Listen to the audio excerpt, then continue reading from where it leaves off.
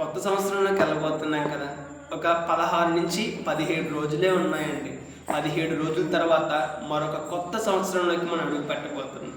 ఈ గడిచిన సంవత్సరం అంతా దేవుడు మనల్ని కాపాడారు కదా, దేవుడు మనల్ని పోషించారు కదా, దేవుడు మనల్ని ఆదరించారు కదా.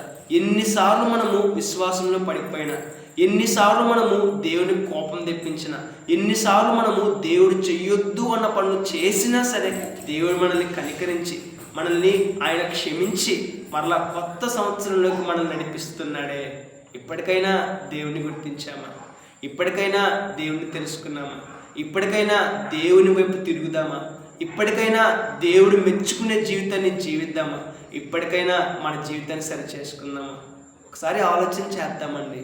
కొత్త సంవత్సరంలోకి అడుగు పెట్టే భాగ్యం దేవుడు మనకి ఇవ్వబోతున్నాడు. ఇప్పటికైనా దేవుని తెలుసుకుని అడుగు పెడతాం. ఇప్పటికైనా దేవుని గుర్తించి అడుగు పెడతాం. ఇప్పటికైనా దేవుని కలిగి కొత్త సంవత్సరంలోకి అడుగు పెడతామండి. ఇప్పటికైనా పరిశుద్ధంగా జీవిస్తాను అన్న నిర్ణయం తీసుకుని ముందుకెళ్దామండి. ఒకసారి ఆలోచన చేద్దాం.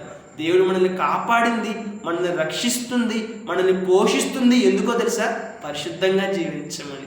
అంతేగాని పాపమును ప్రేమించి, పాపములో జీవించి, పాపములో సంతోషించమని దేవుడు మనల్ని పోషించడం లేదు, కాపాడటం లేదు, ముందుకు నడిపించడం లేదు. బట్టి ఈ సత్యాన్ని గుర్తిద్దాం. పాపము ద్వారా వచ్చే జీవితం మరణము అనే సత్యాన్ని గుర్తిద్దాం. దేవుణ్ణి తెలుసుకుందాం.